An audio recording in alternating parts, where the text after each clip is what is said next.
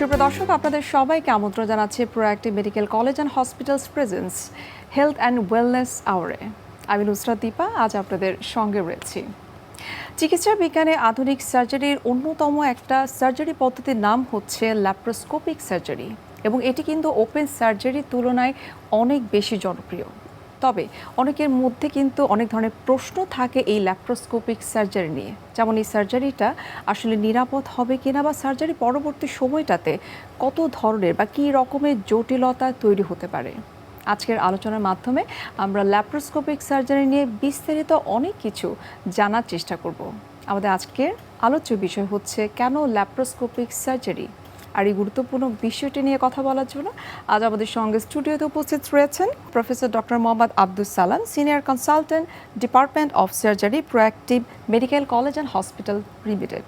Sir, আপনাকে স্বাগত আমাদের আজকের অনুষ্ঠানে। ধন্যবাদ নুসরাত জাহান দীপা, এবং কৃতজ্ঞতা প্রকাশ করছি এনটিভি কর্তৃপক্ষকে এখানে আমাকে আমন্ত্রণ জানানোর জন্য। স্যার, আপনার কাছে একটু জানতে চাইবো যে ল্যাপ্রোস্কোপিক সার্জারি নিয়ে তো আমাদের সমাজের অনেক মানুষের সঠিক কোনো ধারণা নেই। আপনি যদি আমাদের ল্যাপ্রোস্কোপিক সার্জারি বলতে কি বোঝায় সেটা যদি একটু বিস্তারিত বলতেন। ল্যাপ্রোস্কোপি বলতে ল্যাপারো মানে আমরা বলি অ্যাবডোমেন, দ্যাট ইজ পেট, এবং স্কোপি হচ্ছে ক্যামেরা, মানে ছোট ছিদ্রের মাধ্যমে পেট না কেটে পেটের মধ্যে ক্যামেরার মাধ্যমে যে অপারেশন করা হয় সেটাই হচ্ছে ল্যাপারোস্কোপিক সার্জারি। এছাড়া নর্মাল অরিফিস সেগুলোর মাধ্যমে যেমন আমরা এন্ডোস্কোপিক সার্জারি বলি, বাট নর্মাল অরিফিস ছাড়া আমরা যদি ফুটা করে করি সেগুলোকে আমরা বলি ল্যাপারোস্কোপিক সার্জারি। ল্যাপারোস্কোপিক সার্জারি এগুলো হল মিনিমাম ইনভেসিভ সার্জারি, এগুলোর স্পেশাল ট্রেনিংয়ের প্রয়োজন হয়। সবাই এই ল্যাপারোস্কোপিক সার্জারি আসলে করতে পারে না এবং করা উচিত না যদি প্রপার ট্রেনিং না থাকে।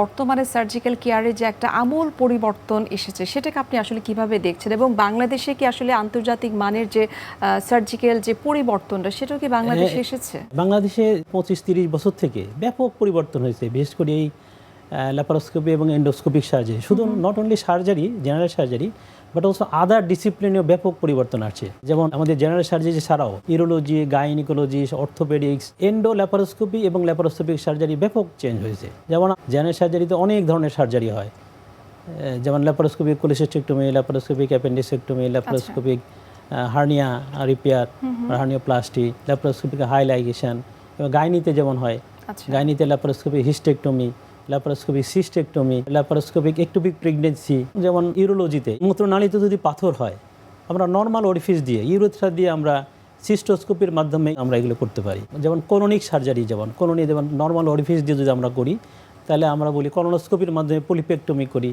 তারপরে এন্ডোস্কোপির মাধ্যমে গ্যাস্ট্রিক পলিপ করি। এরকম অনেক ধরনের সার্জারি করা হয় ল্যাপারোস্কোপি এবং এন্ডোস্কোপির মাধ্যমে। বিভিন্ন ধরনের ডিজিজের ক্ষেত্রে যে সার্জারিগুলো করা হয়, কিন্তু এক্ষেত্রে নিশ্চয়ই দক্ষ সার্জন, দক্ষ একটা টিমের দরকার হয়। আপনার কাছে কি মনে হয় যে proactive medical hospital and college যেটি রয়েছে সেটি কি আসলে সেই আন্তর্জাতিক সেবাটা দিতে পারছে? যদিও প্রোঅ্যাক্টিভ মেডিকেল কলেজ নারায়ণগঞ্জ জেলার মধ্যে, কিন্তু এটা অত্যাধুনিক যত ইনস্ট্রুমেন্ট দরকার এবং যত ইকুইপমেন্ট দরকার, যত ব্যাকআপ দরকার, সব ধরনের ফ্যাসিলিটি এখানে রয়েছে। যেমন ল্যাপারোস্কোপি সার্জারি শুধু করলেই না, সব প্রতিষ্ঠান সব জায়গায় কিন্তু করা যাবে না যদি প্রপার ইকুইপমেন্ট না থাকে এবং প্রপার ব্যাকআপ যদি না থাকে।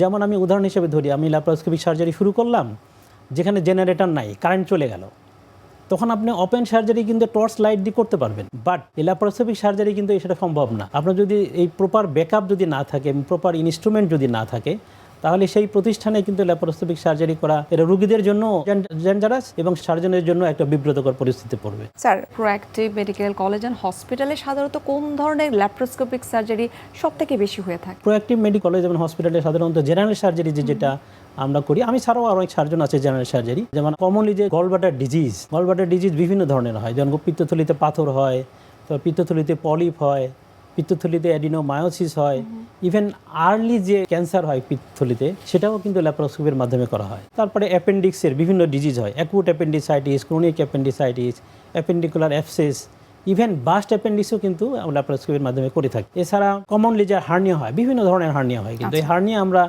ল্যাপারোস্কোপির মাধ্যমে হার্নিওপ্লাস্টি করে থাকি।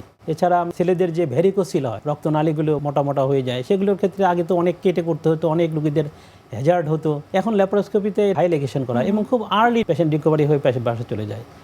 এগুলোর মধ্যে এছাড়া যেমন আমি ছাড়াও যেমন জেনারেল সার্জারি ছাড়া গাইনিতে যেমন প্রোঅ্যাক্টিভ হাসপাতালে কমনলি যেন টোটাল অ্যাবডোমিনাল হিস্টেক্টমি করতেছে ল্যাপারোস্কোপির মাধ্যমে। তারপরে ওভারিয়ান সিস্ট করা হচ্ছে, কমনলি ইভেন একটুপিক প্রেগনেন্সি ল্যাপারোস্কোপির মাধ্যমে করা হচ্ছে। এছাড়া কমনলি আর এছাড়া তো ইউরোলজি ডিপার্টমেন্ট আছে, ইউরোলজিতে বিভিন্ন যেমন PCNL এটা ল্যাপারোস্কোপির মাধ্যমে করা হয়, এবং মূত্রনালীতে পাথর এটা এন্ডো ল্যাপারোস্কোপির মাধ্যমে করা হয়। এছাড়াও অনেক সার্জারি প্রোঅ্যাক্টিভ মেডিকেল কলেজ এবং হসপিটালে করা হয়। এবং প্রোঅ্যাক্টিভ মেডিকেল কলেজ এমন একটা প্রতিষ্ঠান যেখানে আসলে আপনার ওটি না দেখলে এটা বোঝানো যাবে না। ওটির কমপ্লেক্সটা এত সুন্দর এবং সব কিছু ব্যাকআপটা পুরোপুরি একটা আধুনিক মানের এবং আন্তর্জাতিক মানের। ঢাকায় যে কোনো হাসপাতালের চেয়ে ওটির যে কমপ্লেক্সটা কোনো অংশেই কম নয়, বরঞ্চ অন্য ঢাকার অনেক হাসপাতালের চেয়ে প্রোঅ্যাক্টিভ হাসপাতালের ওটি কমপ্লেক্সটা অনেক সুন্দর। সাধারণত দেখা যায় যে কোনো ধরনের কমপ্লিকেটেড সিচুয়েশনে ঢাকার বাইরের যারা রয়েছে, বিশেষ করে নারায়ণগঞ্জের আশেপাশের জেলা শহরের কথা যদি আমরা বলি, তারা কিন্তু দেখা যায় যে কোনো ধরনের কমপ্লিকেশনের ক্ষেত্রে ঢাকাস্থ হসপিটালের কিন্তু শরণাপন্ন হয়ে থাকে। এই ক্ষেত্রে নারায়ণগঞ্জ জেলার মতো একটা জায়গায় proactive medical college and hospital কতটা আসলে সফলতার সাথে এই সার্ভিসগুলো বা সেবাগুলো দিয়ে যাচ্ছে? প্রোঅ্যাক্টিভ হসপিটাল এমন কোনো ব্যাকআপ নাই যে ওখানে নাই। যেমন ধরেন এখানে ইমার্জেন্সি কোনো কিছু হলে যেমন ICU আছে, CCU আছে, ইভেন বাচ্চাদের ক্ষেত্রে NICU, PCU, dialysis centre, even physiotherapy centre, even post operative যে ম্যানেজমেন্ট যেগুলো, এখানে আমাদের পোস্ট অপারেটিভ সিস্টার এবং post operative doctor specially post operative management করার জন্য ওদেরকে আলাদাভাবে ট্রেন আপ করা আছে। খুবই আনন্দিত হবেন যে এখানে অ্যানেস্থেসিয়া 24 ঘন্টা অ্যানেস্থেসিওলজিস্ট থাকে। কোন হাসপাতালে এমন আছে কিনা আমি জানি না, 24 ঘন্টা তো অ্যানেস্থেসিয়া আছেই পোস্ট অপারেটিভ সাপোর্টের জন্য। সাথে সাথে শুধু পোস্ট অপারেটিভ রোগীর ম্যানেজমেন্ট করার জন্য পোস্ট অপারেটিভ যে সিস্টার এবং ডাক্তার রাখা আছে, এরা স্পেশালি পোস্ট অপারেটিভ রোগীর ম্যানেজমেন্ট করার জন্য স্পেশালি ট্রেন আপ করা আছে। এরা পোস্ট অপারেটিভ রোগীর মানে যেন কোনো পেইন ফিল না করে এবং আর্লি যেন মোবিলাইজেশন করতে পারে, রোগী যেন আর্লি রিকভারি হয়, সেগুলোর ক্ষেত্রে ওরা খুবই যত্নশীল। আচ্ছা, তার মানে আমরা বলতে পারি যে প্রোঅ্যাক্টিভ হসপিটালে পোস্ট অপারেটিভ পেশেন্টদের জন্য একটা স্কিল টিম আপনারা রেখেছেন, যারা খুব দক্ষতার সাথে রোগীদের সেবা দিয়ে থাকে।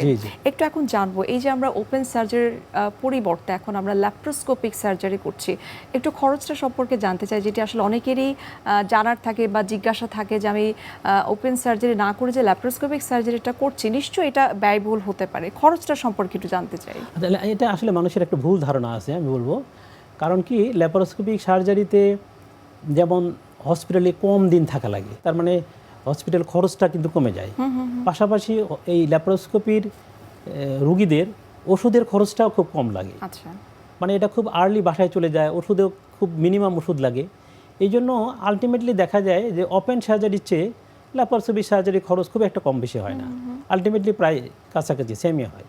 যেহেতু ল্যাপ্রোস্কোপিক সার্জারির ক্ষেত্রে তুলনামূলকভাবে কম হসপিটালে থাকতে হয়, অধিকাংশ ক্ষেত্রে সবাই মনে করে থাকে যে সার্জারি মানেই হচ্ছে যে বেশ কয়েকদিন, সেটা 7 দিন মিনিমাম হয়তো থাকা লাগতে পারে, কিন্তু যেটা ওপেন সার্জারির ক্ষেত্রে হয়ে থাকে, কিন্তু ল্যাপ্রোস্কোপিক সার্জারির ক্ষেত্রে আপনি বলছেন যে খুব কম সময় হসপিটালে স্টে করতে হয়। অনেক রোগী আমরা মানে ডে কেস সার্জারি হিসাবে করে দিই। আচ্ছা, সকালে অপারেশন করলাম, অনেক সময় ভালো লাগলে বিকালে ছেড়ে দিই। ইভেন ম্যাক্সিমাম রোগী সাধারণত একদিন পরেই আমরা ছেড়ে দিই।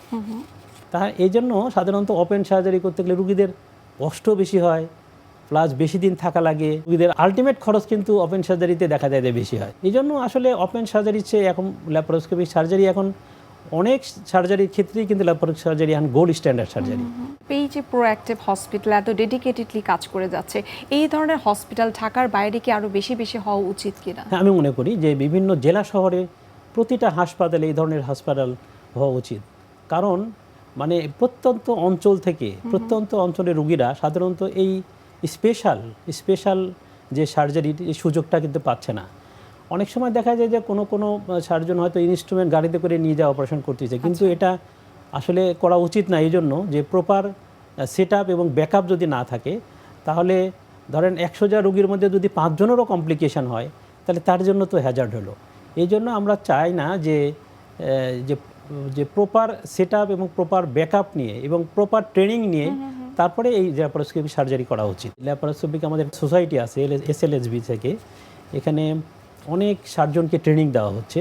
স্যার, আপনি কিন্তু বলছিলেন যে ল্যাপারোস্কোপিক সার্জারির ক্ষেত্রে কিন্তু একটা দক্ষ টিমের দরকার হয় এবং একটা ট্রেন টিম দরকার। সো ট্রেনিংয়ের বিষয়টা যেহেতু চলে এসছে, যারা আসলে নতুন সার্জারি জগতে আসছে অথবা হচ্ছে যে বেশ কয়েক বছর যাবত তারা প্র্যাকটিস করছে, কিন্তু ল্যাপ্রোস্কোপিক সার্জারির ব্যাপারে তাদের কিন্তু সঠিক ধারণা নেই বা ট্রেনিংটা নেই। তো এই ধরনের সুব্যবস্থা কি বাংলাদেশে রয়েছে কিনা? হ্যাঁ, জি জি, অবশ্যই রয়েছে।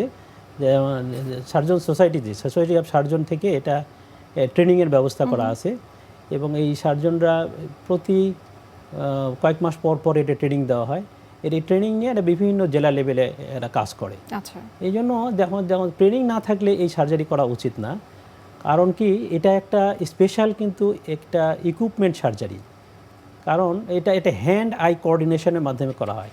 যদিও আমি অ্যাবডোমেনের সার্জারি করতেছি, কিন্তু আমি দেখছি কিন্তু মনিটরে দেখছি আর হাত দিয়ে কাজ করছি। That means hand I coordination এটা যদি প্রপারলি না হয় তাহলে কিন্তু এটা এক নম্বর, যে হ্যান্ড আই কোঅর্ডিনেশন ঠিকমতো থাকতে হবে, এই জন্য ট্রেনিং দরকার। আর একটা হচ্ছে যে এই যে laparoscopic instrument are normal instrument কিন্তু টোটালি আলাদা। এই ইনস্ট্রুমেন্ট সম্পর্কের একটা স্বচ্ছ জ্ঞান থাকতে হবে। আপনি কাজ করতে গেলেন, ইনস্ট্রুমেন্ট কাজ করছে না, তখন আপনি কি করবেন? এই জন্য ইনস্ট্রুমেন্ট সম্পর্কে স্বচ্ছ জ্ঞান দরকার। একটা ল্যাপারোস্কোপি মানেই শুধু একটা যন্ত্র না, কিন্তু এটা বেশ অনেকগুলো ইকুইপমেন্ট দিয়ে, অনেকগুলো যন্ত্র নিয়ে কিন্তু একটা সেট আপ। প্রত্যেকটা ইনস্ট্রুমেন্ট এবং প্রত্যেকটা সেট আপ সম্পর্কে নলেজ যদি আমার না থাকে, তাহলে কিন্তু এই হঠাৎ করে যে কোনো সময় বিপদে পড়ে যেতে হবে। এই জন্য ল্যাপারোস্কোপির টোটাল সেট আপ সম্পর্কে নলেজ থাকতে হবে, যে সার্জারি করবে অথবা যার সাথে এটা টিম থাকবে, এই টিমের লোকজনের টোটাল জ্ঞানটা কিন্তু থাকতে হবে। অর্থাৎ আমরা এক কথায় যদি বলি যে আসলে ল্যাপারোস্কোপিক সার্জারির ক্ষেত্রে একটা স্কিল টিম থাকাটা অনেক বেশি দরকার। স্যার, আপনার কাছে এখন একটু জানতে চাইবো যে সাধারণত দেখা যায় যে কোনো ধরনের সার্জারির ক্ষেত্রে, স্পেশালি আমরা যদি ল্যাপারোস্কোপিক সার্জারির কথা বলে থাকি, সার্জারি করার পূর্বে আসলে কি কি ধরনের রোগীকে প্রিপারেশন নিতে হয়, কি কি ধরনের টেস্ট আসলে করতে হয়?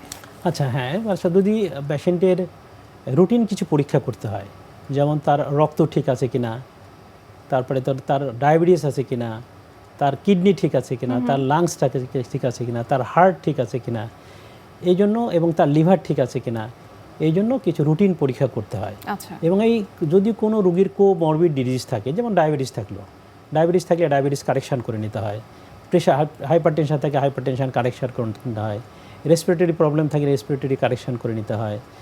এরকম কোমরবিড কোনো ডিজিজ থাকে সেগুলো কারেকশান করে নিয়ে তারপরে এটা অপারেশন করতে হয়। প্রোঅ্যাক্টিভ হাসপাতালে এই যে কোমরবিড যে ডিজিজ, এগুলো কারেকশান করার জন্য কিন্তু আমাদের বিভিন্ন ডিসিপ্লিন আছে, যেমন কার্ডিওলজি ডিপার্টমেন্ট আছে, রেসপিরেটরি ডিপার্টমেন্ট আছে, ইভেন এন্ডোক্রাইনোলজি ডিপার্টমেন্ট আছে। এগুলো আমাদের যদি কারো কোমরবিড ডিজিজ থাকে, এরা কারেকশন করে দেয়, তখন আমরা সার্জারির জন্য আমরা তখন উপযুক্ত মনে করি রোগীকে। আচ্ছা, অর্থাৎ সার্জারি করার পূর্বে যদি কারোর হাইপারটেনশন থাকে বা ব্লাড প্রেশার যদি তার হাই থাকে, সেটাকে আপনারা কন্ট্রোলে নিয়ে আসেন, বা কেউ যদি কোমরবিডিটি অন্যান্য ডিজিজে ভুগে থাকে সেটাকে নিয়ন্ত্রণে নিয়ে এসে তাকে সার্জারি করার মতো যোগ্য করে তারপরে আপনারা সার্জারি সাধারণত করে থাকেন। স্যার, এখন একটু জানবো যে প্রোঅ্যাক্টিভ হসপিটালের তো স্যার অনেক ধরনের সার্ভিসের কথা আপনি বলছিলেন, যে কার্ডিয়াক সেন্টার রয়েছে, আপনাদের ইমার্জেন্সি ডিপার্টমেন্ট অনেক রিচ। ভবিষ্যতে আর কি কি ধরনের সেন্টার ওপেন করার পরিকল্পনা রয়েছে? আমাদের প্রোঅ্যাক্টিভ মেডিকেল কলেজ অ্যান্ড হসপিটালে আমাদের আসলে অনেক ধরনের প্ল্যান আছে। যেমন 20 বেডের আমাদের এখন ট্রমা সেন্টার খুব রিসেন্টলি চালু হবে, ইভেন ক্যান্সার সেন্টার, তারপরে thyroid cancer centre, even infertility centre, তারপরে আমাদের ডায়ালাইসিস সেন্টার তো আছেই। এরকম আরও অনেক নতুন নতুন যে ডিসিপ্লিন, এগুলো আমরা নিয়ে আসছি। এবং দেখা যাচ্ছে যে আমাদের প্ল্যান হচ্ছে 1 থেকে 2 বছরের মধ্যে একটা মাল্টি ডিসিপ্লিনারি হসপিটাল হিসেবে, সেন্টার হিসেবে গড়ে উঠবে ইনশাআল্লাহ, আমরা আশা করছি। আচ্ছা স্যার, এই ক্ষেত্রে আরও একটা প্রশ্ন স্যার আপনাকে করতে চাই, যে এই যে বিভিন্ন ধরনের সেন্টার ওপেনের কথা বলছিলেন, সেখানে নিশ্চয়ই আধুনিক যন্ত্রপাতির একটা ভূমিকা রয়েছে, লজিস্টিক্সের একটা ভূমিকা রয়েছে, সেগুলো কি আসলে বিশ্বমানের সেবা যতটুকু আসলে নেওয়া উচিত, সেটাকে আসলে সেই প্রোঅ্যাক্টিভ হসপিটালে রয়েছে কিনা? এখন যতটুকুন দরকার ততটুকুন রয়েছে। ভবিষ্যতে আমরা যে প্ল্যানগুলো আমরা করছি, এগুলো যখন আমরা শুরু করব, তখন এই বিশ্বমানের যন্ত্রপাতি, বিশ্বমানের ইকুইপমেন্ট, বিশ্বমানের ফ্যাসিলিটিস, এগুলো নিয়ে এসেই আমরা শুরু করব। এই জন্য আমরা সাধারণত সময় নিয়েছি 1 থেকে 2 বছরের মধ্যে আমরা এই প্ল্যানগুলো করছি। যে 1 থেকে 2 বছরের মধ্যেই একটা মাল্টিডিসিপ্লিনারি হসপিটাল হবে proactive medical college and hospital. আচ্ছা, এখন তো স্যার বিশ্ব জুড়ে বা ওয়ার্ল্ড ওয়াইড কিন্তু রোবোটিক সার্জারির একটা বিশাল আধিপত্য কিন্তু আমরা দেখতে পাচ্ছি, এবং বাংলাদেশের বিভিন্ন হসপিটাল কিন্তু অলরেডি এই ধরনের প্র্যাকটিস এখনো শুরু হয়নি, কিন্তু তারা পরিকল্পনা করছে। এক্ষেত্রে প্রোঅ্যাক্টিভ হসপিটালের এক্ষেত্রে পদক্ষেপ কি রয়েছে?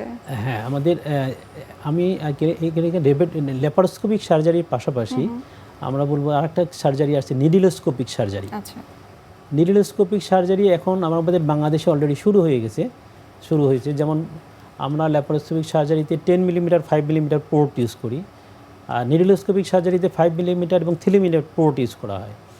এখন লেটেস্ট যেটা আধুনিক যেটা হচ্ছে রোবোটিক সার্জারি। রোবোটিক সার্জারি যদিও আমাদের বাংলাদেশে এখনও শুরু হয়নি, কিন্তু এখন বিশ্বের বিভিন্ন দেশে শুরু হয়েছে, এবং আমাদের দেশ থেকে এখন রোবোটিক সার্জারি করার জন্য অনেক রুগী যাচ্ছে। এই জন্য ভবিষ্যতে যে প্ল্যান, যে রোবোটিক সার্জারি, এই রোবোটিক সার্জারি করার জন্য অনেকেই বাংলাদেশের বিভিন্ন ডাক্তার কিন্তু এখন ট্রেনিংয়ের জন্য যাচ্ছে। এবং দেখবেন যে অল্প কিছুদিনের মধ্যে, কয়েক বছরের মধ্যে রোবোটিক সার্জারি বাংলাদেশে শুরু হয়ে যাবে। এই ট্রেনিং কমপ্লিট হয়ে গেলে তখন রোবোটিক সার্জারি আমাদের দেশে শুরু হয়ে যাবে। স্যার, আমরা এখন যতটুকু জানি যে proactive medical college and hospital লিমিটেডের কিন্তু 250 থেকে 300 বেড রয়েছে। ভবিষ্যতে কি এটাকে আরও বেশি সংখ্যক বেডের দিকে নিয়ে যাওয়ার কোনো প্ল্যান রয়েছে কিনা, অর্থাৎ 500 বেড করার কোনো সম্ভাবনা রয়েছে কিনা? আমাদের proactive medical college and hospital এখন গ্রোয়িং হসপিটাল। এটা আমাদের মানে এখন তো 300 বেড আছে, এখন আমরা 500 বেডের হসপিটালের দিকে আমরা নিয়ে যাব, এবং এর খুব শিগগিরই আশা করা যায় 2-1 বছরের মধ্যেই 500 বেডের হসপিটাল হয়ে যাবে proactive medical college and hospital. আচ্ছা, এবং সেই সাথে আপনি কিন্তু বলছিলেন যে বিভিন্ন ধরনের সেন্টার এখানে আপনারা এই সেন্টারগুলো কার্যকর করার জন্য এই হসপিটালের এক্সপান্ড করতে হবে, না হলে তো জায়গা পাওয়া যাবে না। তো আচ্ছা, সেক্ষেত্রে স্যার আপনার কাছে কি মনে হয় যে প্রোঅ্যাক্টিভ হসপিটাল এখন থেকেই কি ধরনের পদক্ষেপ গ্রহণ করেছে, যে আসলে কত দক্ষ সার্জন, কত দক্ষ বিশেষজ্ঞ যারা রয়েছে, সেখানে কিন্তু টেকনিশিয়ানদের একটা ভূমিকা রয়েছে, নার্সের একটা ভূমিকা রয়েছে, নন মেডিকেল পার্সনদের কিন্তু একটা ভূমিকা রয়েছে। সব কিছু মিলে আপনাদের আসলে প্রিপারেশন কতটুকু? এখন যেটা আমাদের কিন্তু এই প্রোঅ্যাক্টিভ মেডিকেল কলেজ অ্যান্ড হসপিটালে মানে প্রতিনিয়ত কিন্তু এই সিস্টারদের ট্রেনিং দেওয়া হয়, ডাক্তারদের নিয়মিত ট্রেনিং দেওয়া হয়, এবং কনসালটেন্টরা নিজের উদ্যোগে বিভিন্ন ট্রেনিং যে সেন্টার আছে সেখানে ট্রেনিং করে। ইভেন বিভিন্ন ইন্টারন্যাশনাল যে কংগ্রেস হয় সেই কংগ্রেসে জয়েন করে, ইন্টারন্যাশনাল কংগ্রেস করে। এই জন্য বিভিন্নভাবে এর ট্রেন আপ হচ্ছে, এবং ভবিষ্যতে এখন যে ফ্যাসিলিটিস আছে, ভবিষ্যতে আরও ফ্যাসিলিটিস বাড়ানোর জন্য বিভিন্ন জায়গা থেকে স্পেশালিস্ট নিয়ে আসা হবে। জি, এটা আমাদের ভবিষ্যৎ প্ল্যান। স্যার, আমরা তো প্রোঅ্যাক্টিভ হসপিটালের ভবিষ্যৎ পরিকল্পনা অনেক বিস্তারিতই জানলাম। এখন একটু জানার চেষ্টা করব, আবার আমরা চিকিৎসায় চলে আসি, যে সার্জারি যারা করছে, ল্যাপারোস্কোপিক সার্জারি পরবর্তী সময়টাতে যেমনটা আপনি বলছিলেন যে ম্যানেজমেন্ট কিন্তু অনেক বেশি গুরুত্বপূর্ণ, ফলো আপ অনেক বেশি গুরুত্বপূর্ণ। সেই বিষয়গুলোকে আপনারা আসলে কীভাবে ডিল করে থাকেন, যে হসপিটাল পরবর্তী সময়টাতে যখন রোগী বাসায় যাবে কী কী ধরনের ম্যানেজমেন্ট, কী কী ধরনের মেনটেন্যান্স যদি তারা ফলো করে, তাহলে তাদের ইনফেকশন হবে না বা কোনো ধরনের জটিলতার সম্মুখীন তারা হবে না? আসলে ল্যাপারোস্কোপিক সার্জারির মানে জটিলতা বললে নাই, খুব একটা নাই বললেই চলে। আমি বলবো যে আমাদের দেশে আমাদের তো ডেভেলপিং কান্ট্রি, এটা ওপেন সার্জারি করলে রোগী দেখা যায় বেশ বড় কাটা লাগে, বেশি দিন থাকা লাগে, বেশি দিন স্টে করতে হয়, কার্যক্ষমতা কাজ কাম করতে যায় দেরি হয়ে যায়, ডিলে হয়, তাহলে খেলে আর্নিং ফ্যাসিলিটিসটা কমে যায়। আচ্ছা, আর্নিং ফ্যাসিলিটিসটা কমে যায়। এই জন্য সাধারণত আমরা যখন হসপিটালে থাকি তখনই আমরা আর্লি মোবিলাইজেশন করাই, এবং আর্লি রিকভারি, এবং প্রপার পেইন ম্যানেজমেন্ট, এটা যদি আমরা করে দিতে পারি, এবং সাধারণত দেখা যায় যে রুগী 6 ঘন্টা পরেই রুগীরা খেতে পারে, এবং তাদের 1 থেকে 2 দিনের মধ্যে নর্মাল ডায়েট খেতে পারে, এবং দেখা যায় যে 3 দিনের মধ্যে নর্মাল চলাফেরা করতে, এবং উইদিন 7 ডেজ নর্মাল অ্যাক্টিভিটিস করতে পারে, সব ধরনের কাজ সে করতে পারে। আচ্ছা, এক্ষেত্রে ইনফেকশন যেন না হয়, কোনো কমপ্লিকেশন যেন না হয়, সেই বিষয়ে নিশ্চয়ই আপনারা রোগীদেরকে বিভিন্ন ধরনের গাইডলাইন দিয়ে থাকেন।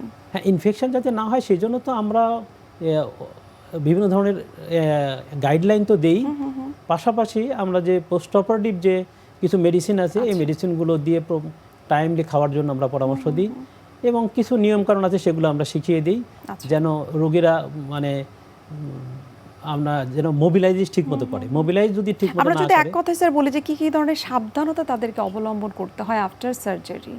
ল্যাপারোস্কোপিক সার্জারির ব্যাপারে খুব বেশি সাবধানতা আমরা মনে করি না। মানে নর্মাল মুভমেন্টই দেখা যায় যে 2 দিন পরে নর্মাল মুভমেন্টই করতে পারে।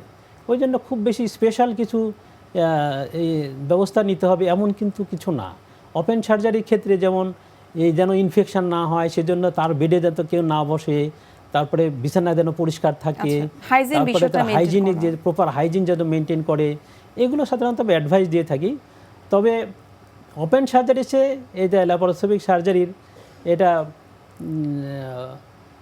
ইনফেকশন হওয়ার চান্সটা খুবই মিনিমাম। স্যার আমরা অনুষ্ঠানের একেবারে শেষ পর্যায়ে আপনার কাছে ছোট্ট করে জানতে চাই যে বিভিন্ন হসপিটাল কিন্তু বিভিন্ন ধরনের ফ্রি ক্যাম্প বা তাদের বিভিন্ন সোশ্যাল রেসপন্সিবিলিটিস কিন্তু থেকে থাকে। এক্ষেত্রে প্রোঅ্যাক্টিভ হসপিটাল কি ধরনের কার্যক্রম গ্রহণ করে থাকে বা ইতিমধ্যে তাদের করার প্ল্যান রয়েছে? Already proactive medical college and hospital বিভিন্ন ধরনের প্রোগ্রাম করে থাকে, যেমন ফ্রি ক্যাম্প, বিভিন্ন সময় ফ্রি ক্যাম্প করে থাকে এবং বিভিন্ন স্পেশাল ডেতে হেলথ অ্যাওয়ারনেস প্রোগ্রাম করে থাকে এবং বিভিন্ন স্কুল এবং কলেজে এই যে ফ্রি ক্যাম্পের সাথে সাথে কিছু ফ্রি ইনভেস্টিগেশন আমরা করে থাকি, যেটা মানে যেটা খুবই স্পেশাল দরকার, যে সবার জন্য দরকার। কিছু এই ইনভেস্টিগেশনগুলো আমরা ফ্রি করে থাকি, কিছু ফ্রি ইভেন মেডিসিন দিয়ে থাকি। ফ্রি ক্যাম্পগুলোতে ফ্রি ইনভেস্টিগেশন এবং ফ্রি কিছু মেডিসিন আমরা দিয়ে থাকি। এরকম কিছু প্রোগ্রাম করে থাকি। আর এছাড়া আমাদের কিছু স্পেশাল কিছু বেড আছে হসপিটালে, যে ফ্রি কিছু বেডও আছে, সেগুলো গরিব রোগীদের জন্য কিছু ফ্রি বেডেরও ব্যবস্থা আছে প্রোঅ্যাক্টিভ মেডিকেল কলেজ অ্যান্ড হসপিটালে। ইভেন আপনারা জেনে থাকবেন যে এই যে কোভিডের সময় এখানে তো প্রচুর কোভিড, কিন্তু ওখানে কিন্তু খুবই জনবসতি এলাকা। এই জনবসতি এবং সেই সাথে তো এটা একটা ইন্ডাস্ট্রিয়াল এরিয়া, এই জন্য এখানে প্রচুর কোভিড রোগী এখানে সার্ভিস পেয়েছে। আমরা অনেক ফ্রি সার্ভিস দিয়েছি এবং এখানে সব ধরনের ফ্যাসিলিটিস থাকা থেকে, এবং স্পেশালি বিশেষ করে ইমার্জেন্সি আমাদের টিমটা খুবই দক্ষ ইমার্জেন্সি টিম আছে এখানে রোগী আসার সাথে সাথে কোথায় কোন ডিসিপ্লিনে যেতে হবে নিজেরা ইমার্জেন্সি ম্যানেজ করে, তারপরে কোথায় কোন ডিসিপ্লিনে যেতে হবে সেখানে তারা, যেমন যদি কোনো রোগীর যদি সিসিউ লাগে সঙ্গে সঙ্গে সিসিউতে পাঠিয়ে দিয়ে দেয়, কোনো রোগী যদি আইসিইউ থাকে আইসিইউ লাগে আইসিইউতে পাঠিয়ে দিয়ে থাকে, কোনো রোগী যদি বাচ্চা যদি হয় সে বাচ্চাগুলোতে এনআইসিইউতে পাঠায়, চাইল্ড যদি হয় সেগুলোকে সাধারণত দেখা যায় পিআইসিইউতে হয়, কোনো রোগীর ডায়ালাইসিস লাগে ডায়ালাইসিস সেন্টারে পাঠিয়ে দেওয়া হয়। এরকম কোনো রোগীর যদি অনেক সময় দেখা যায় কোভিড পরবর্তী সময়েও অনেক রোগী আসছে যে তাদের জয়েন্ট পেন, এই পেন মানে মুভমেন্ট ঠিক মতো করতে পারে না, অনেক সময় এরকম হয়, অনেক সময় রেসপিরেটরি ডিফিকাল্টি হয়, সেগুলোর ক্ষেত্রে আমাদের কিন্তু ফিজিওথেরাপি সেন্টার আছে। এই ফিজিওথেরাপি সেন্টারের মাধ্যমেও বিভিন্ন ফ্রি সার্ভিস দিয়েছিল ওই সময়। অর্থাৎ আমরা বলতে পারি যে ঢাকাস্থ যে হসপিটালগুলো রয়েছে সেখানে যে সার্ভিসেসগুলো দেওয়া হয়ে থাকে সেটা কিন্তু নারায়ণগঞ্জ জেলায় অবস্থিত হলে proactive medical college and hospital কিন্তু সেই সমমানের সার্ভিস এবং সেই সাথে কিন্তু আন্তর্জাতিক মানের সেবাটা দিয়ে যাচ্ছে। আপনাকে অসংখ্য ধন্যবাদ এত ব্যস্ততার মাঝেও আমাদেরকে সময় দেওয়ার জন্য। আপনাকেও ধন্যবাদ এবং সমস্ত দর্শক এবং শ্রোতাদেরকেও ধন্যবাদ। সুপ্রিয় দর্শক, এতক্ষণ আপনারা দেখছিলেন proactive medical college and hospital limited presence health and wellness hour এই অনুষ্ঠানটি। আজ আমরা এখানেই শেষ করছি, দেখা হবে আবার আপনাদের সঙ্গে। সে পর্যন্ত আপনারা সবাই ভালো থাকুন, সুস্থ থাকুন। আল্লাহ হাফেজ।